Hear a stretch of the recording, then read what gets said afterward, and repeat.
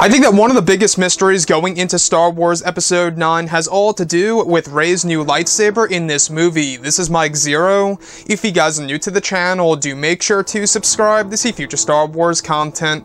Now, one thing that a lot of people are truly looking forward to seeing in this film is exactly how Rey will be able to fix the Anakin Skywalker lightsaber. Now, we do know that this lightsaber is coming back into play here for this film by J.J. Abrams and Chris Terrio. Now, a lot of people have been questioning themselves exactly how will Rey even have the knowledge to develop a new lightsaber, if you will, at that, of course, even repairing another one that once belonged to both Anakin and Luke Skywalker. Now, these past couple of weeks or so, we've been learning a whole lot more about this film when it comes to some of the set leaks, the set designs, the concept art and storyboard descriptions, etc. One of which has all to do with one of the descriptions of Rey repairing the Anakin Skywalker lightsaber.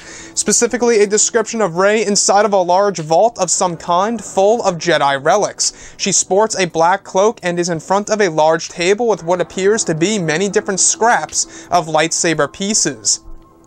To the left of the table, the two halves of Anakin's saber can be seen, with the Kyber crystal extracted. The next goes over Rey using a welding-like device and focusing on the two pieces of the Kyber crystal.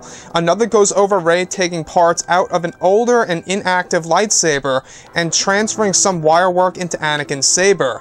The last describes the design of the saber being still somewhat separated, however intact, with Rey igniting it and with the blade appearing to be unstable. The gap between the two halves serves as a way to regulate the blade, unlike Kylo Ren's, which have the hilts on the side.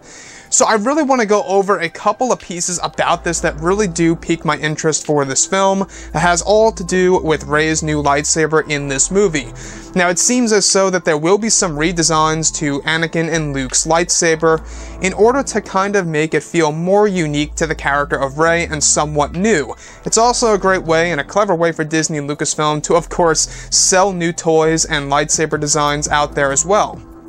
So I want to go over the thing that really does make me a little bit confused here, is that the Kyber crystal apparently is going to be bonded together by a welding-like device by the character of Rey. Now, to my knowledge, I'm not quite sure if Kyber crystal bonding is even a thing in the EU and Legends material, even in the canon material at that. So I'm not quite sure how Rey would be able to bond a Kyber crystal. I don't know if you guys are aware about this, but to my knowledge, you can't do this. So maybe this is something new that Disney and Lucasfilm are incorporating into Episode 9 and into the Star Wars lore. So if you guys actually do examine the Kyber crystal closely at the very end of The Last Jedi, you can see that the Kyber crystal itself is split into two pieces, however not equally. It's only kind of pretty much shedded on one side, where one side it's like a narrow split and the other side it's pretty much a majority of the Kyber crystal itself. So I can totally see how Rey could perhaps be able to pull this off successfully without having any kind of mistakes here and there. Now, the other thing that I do want to go over, which is another reason as to why I believe that we could be on the planet Ossus or maybe even Jedha, is that she's actually using pieces of an older lightsaber design and taking all of the pieces out of that saber and the wirework out of that inactive and disabled one into the Anakin Skywalker lightsaber itself. So she's inside of this vault that is full of Jedi relics. Now, I'm not quite sure where we are. Are we on Pillio? Is this Jedha? Is this Ossus? I'm not quite sure. There are a lot of planets out there in the EU and Legends material as well that had a lot of Jedi artifacts and relics. So there really is a lot of things going on in this film when it comes to what the creators will be doing with the character of Rey. We can already pretty much say that that's actually coming back into fruition now. The Anakin saber is indeed back, as well as Kylo Ren's helmet and the Knights of Ren. So a lot of these ideas that were either broken or not present in The Last Jedi are coming into play here in Episode 9, which honestly I think is a great thing.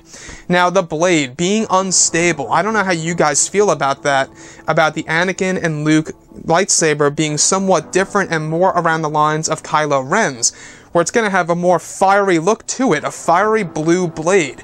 Now, honestly, I kind of dig that, just thinking about this right now, But, you know, if you think about it like this could very well give us a huge hint that there is going to be a reverse between both Kylo and Rey, where Kylo's saber will be stable and Rey's will be unstable. Now, we heard about these descriptions before in the past of Kylo Ren's lightsaber now being stable in Episode 9 by putting a new crystal inside of his hilt. So, the question really does lie here. How did Rey really gain the knowledge to develop and repair Anakin and Luke's lightsaber? Was it through the ancient Jedi books, or was it just through her knowledge alone? Could it be that Luke Skywalker's Force Ghost is actually talking to her and guiding her as she is doing this, and this is going to be a part of her training maybe? Big possibility for sure. Anyways, guys, drop a comment below. Let me know what you think about all of this in the comments. And if you guys did enjoy the content for today, do make sure to drop a thumbs up on this video to support the channel. I thank you all so very much for the kind support, and I'll catch you guys next time.